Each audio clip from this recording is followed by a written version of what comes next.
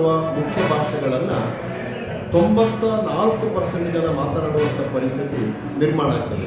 ಇಂಥ ಸಂದರ್ಭದಲ್ಲಿ ಕನ್ನಡದಂಥ ಒಂದು ಸಣ್ಣ ಭಾಷೆ, ಆದರೆ ಭಾಳ ಶ್ರೀಮಂತವಾದ ಭಾಷೆ, ಪಂಪ, ಪೊನ್ನ, ರನ್ನ, ನಾಗಚಂದ್ರ, ಕುಮಾರವ್ಯಾಸ, ಕುವೆಂಪು, ಬೇಂದ್ರೆ ಮೊದಲಾದವರು ಅಂತ ಬರೆದ ಒಂದು ಭಾಷೆ ಅವನತಿಯ ಕಡೆಗೆ ಚಲಿಸದ ಹಾಗೆ ಮಾಡುವುದಕ್ಕೆ ಸಾಹಿತ್ಯ ಸಮ್ಮೇಳನಗಳು ಬೇಕು.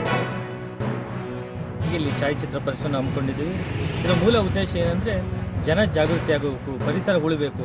ಪರಿಸರವಿದ್ದರೆ ನಾವು ಮತ್ತು ಸಾಹಿತ್ಯ ಎಲ್ಲವೂ ಕೂಡ ಆ ರೀತಿ ಪರಿಸರದ ಬಗ್ಗೆ ಸಾರ್ವಜನಿಕರಿಗೆ ಹಾಗೆ ವಿದ್ಯಾರ್ಥಿಗಳಿಗೆ ಪ್ರೀತಿ ಕಾಳಜಿ ಮೂಡಿದಾಗ ವನ್ಯಜೀವಿಗಳಾಗಲಿ, ಮರ ಗಿಡಗಳಾಗಲಿ, ಪರಿಸರಗಳು ಉಳಿಲಿಕ್ಕೆ ಸಾಧ್ಯ. ಈ ನಿಟ್ಟಿನಲ್ಲಿ ಈ ಪ್ರದರ್ಶನ ಹಮ್ಮಿಕೊಂಡಿದ್ದೀವಿ. ಉತ್ತಮ ಪ್ರತಿಕ್ರಿಯೆ ಸಾಹಿತ್ಯಾಸಕ್ತರು ಹಾಗೂ ಶಾಲಾ ಕಾಲೇಜು ವಿದ್ಯಾರ್ಥಿಗಳು ಒಂದು ವೀಕ್ಷಣೆ ಮಾಡಿ ತುಂಬ ಮೆಚ್ಚುಗೆಯನ್ನು ಮಾತಾಡಿದ್ದಾರೆ. ತುಂಬ ಖುಷಿ. ಅದು ಈಗಾಗಲೇ ಏನು ಎನ್ಕ್ವೈರಿ ನಡೀತಾ ಇದೆ, ಲೋಕಾಯುಕ್ತ ಎನ್ಕ್ವೈರಿ ನಡೀತಾ ಇದೆ.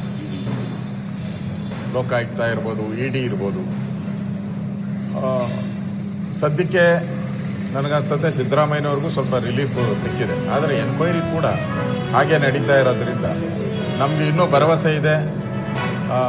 ಮೂಡಾ ಕೇಸಲ್ಲಿ ರಾಜ್ಯದ ಜನತೆಯ ದುಡ್ಡು ಲೂಟಿ ಏನಾಗಿದೆ, ಆ ಲೂಟಿ ಆಗಿರೋವಂಥ ದುಡ್ಡು ಮತ್ತೆ ಸರ್ಕಾರದ ಖಜಾನೆಗೆ ಬರುತ್ತೆ ಅನ್ನೋ ವಿಶ್ವಾಸ ನಮ್ಮೆಲ್ಲರಿಗೂ ಇದೆ. ನಾವು ಹೋರಾಟ ಮಾಡ್ತಾ ಇದ್ರಿ, CBI ತನಿಖೆ ಕೊಡಬೇಕು, ಆಗಲೇ ನಿಷ್ಪಕ್ಷವಾದಂಥ ತನಿಖೆ ಬರೋದಂಥದ್ದು.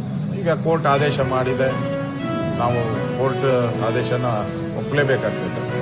ಅದರಿಂದ ಮುಂದಿನ ದಿನಗಳಲ್ಲಿ ಕಾನೂನು ಪ್ರಕಾರ ಏನು ಹೋರಾಟ ಮಾಡ್ಬೋದು ಆ ಹೋರಾಟಗಳನ್ನು ಸಿದ್ದರಾಮಯ್ಯನವರ ವಿಚಾರವಾಗಿ ನಾವು ಹೋರಾಟವನ್ನು ನಾವು ಮುಂದುವರಿಸ್ತೀರಿ. ನ್ಯಾಯ ಸಿಗೋವರೆಗೂ ನಮ್ಮ ಹೋರಾಟವನ್ನು ನಡೆಸ್ತೀವಿ.